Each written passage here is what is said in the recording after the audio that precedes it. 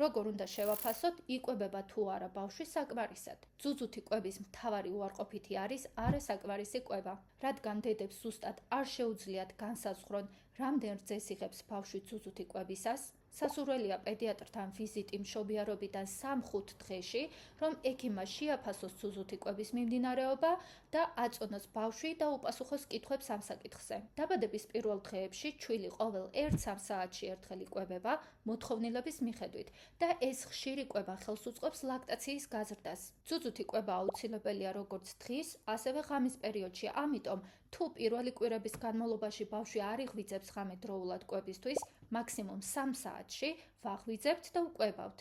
თითოეული კვების პერიოდი ინდივიდუალურია და 15-დან 45 წუთამდე გრძელდება. კვების უხეში შეფასება შეიძლება მოხდეს საფენების ყოველდღიური დათვლით.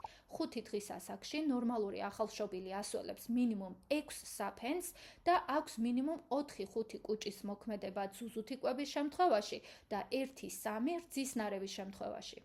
უფრო დაბალი მაჩვენებელი მიუთითებს დეჰიდრატაციაზე და არასაკმარის კვებაზე. ასევე განავლის ფერი უნდა შეიცვალოს დაბადებიდან მუქი მეკონიუმიდან ღია ყავისფრამდე და შემდეგ ყვითლამდე. წონაც არის საყურადღებო პარამეტრი შეფასებისას.